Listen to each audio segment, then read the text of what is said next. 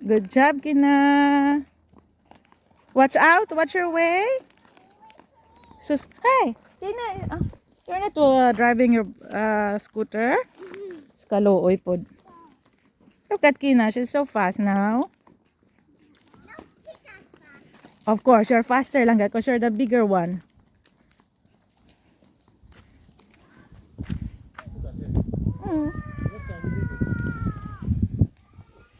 We even go for a walk for her to practice scooting and she's not doing it. Look at Yuna, she's enjoying her ride. Slowly. Slowly, please.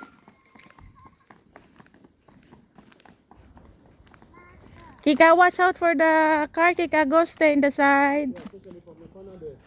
Mm.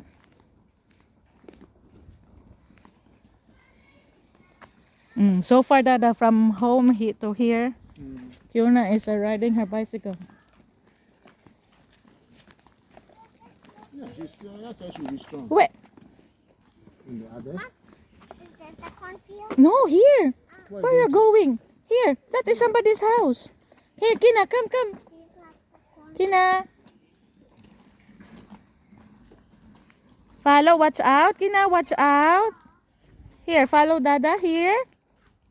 Good job. Okay, very good man sa mo ang baby Kina, oh.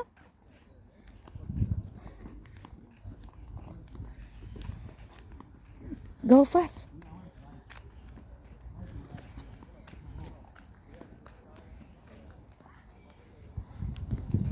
Si Dada naguyod sa iyahang scooter ay.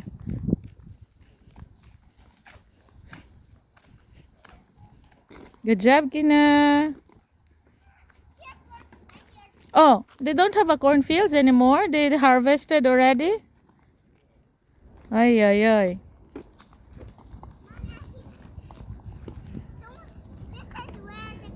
The cornfields.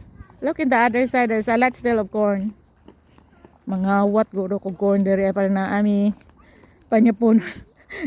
Dada, maybe I should take some of the corn here so we have something to eat in the dinner. Kaluoy pod. Remove your what's good lang. Your imagination. Oh, And this is a hay, right? A wheat? yeah, kind of. It's not that sunflower thing, eh? No, this is a wheat that they need to harvest it now, I guess. It's already all brown. Go lang ga.